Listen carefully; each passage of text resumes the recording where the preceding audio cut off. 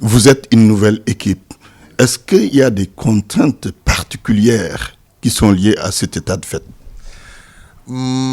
Pas de quelque chose qui puisse poser un problème, parce que généralement les membres de la Sénat sont choisis en tenant compte d'un certain nombre de critères pour le profil, et les personnes qui sont choisies ont en tout cas ce profil.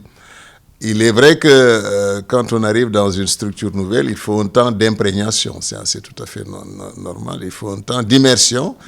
Ils ont eu le temps, effectivement, d'observer ce temps d'immersion. Les membres ont travaillé très dur pour apprendre, comprendre le processus électoral. Et aujourd'hui, tout le monde est opérationnel. Tout le monde est opérationnel. Le président maîtrise parfaitement son rôle de coordination. Les membres également maîtrisent parfaitement le rôle de superviseur.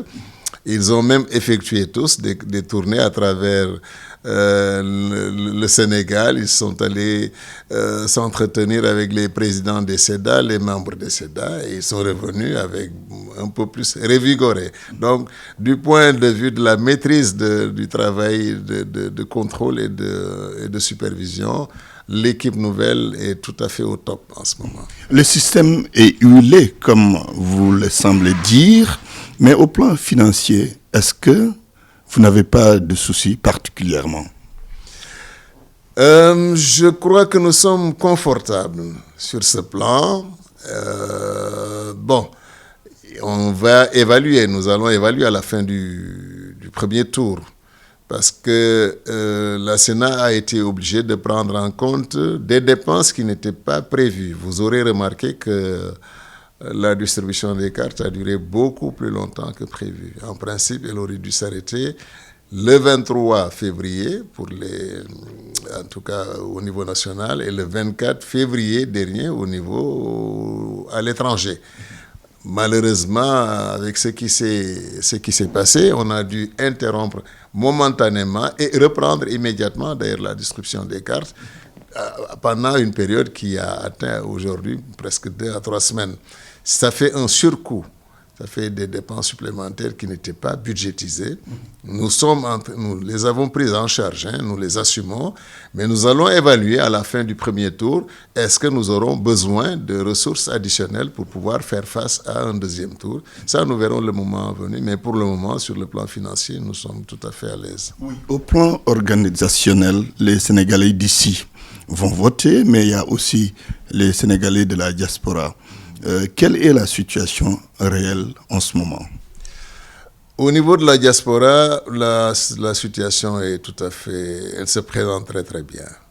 Nous sommes en contact avec nos décennats, c'est-à-dire les délégations extérieures de la Sénat, parce que chaque membre a sous son autorité un certain nombre de SEDA au niveau national qu'il contrôle, et au niveau à l'étranger un certain nombre de décennats. Nous sommes en contact avec eux, ils nous font part des difficultés qu'ils rencontrent dans l'organisation du travail. Nous intervenons, nous réglons les choses, et le dernier compte-rendu qui nous a été fait et que nous avons partagé entre nous mercredi est que tout est en ordre au niveau des SEDA. Le matériel est en place au niveau des bureaux de vote, des centres de vote. Les budgets des Sénats également ont été arbitrés, envoyés. On ne nous signale aucun problème de nature à créer un dysfonctionnement pour le vote des Sénégalais. Venons-en aux chiffres. Alors, vos membres seront présents dans combien de bureaux sur l'étendue du territoire national, mais aussi à l'étranger? Bien. Alors, pour être précis, nous avons 15 633 bureaux au niveau national et 807 bureaux à l'étranger. Donc, vous faites l'addition, le cumul entre les deux, 807 et 15 633, c'est le nombre de contrôleurs que la Sénat va déployer pour superviser les élections. Dans chaque bureau de vote au Sénégal et à l'étranger, il y a un représentant de la Sénat.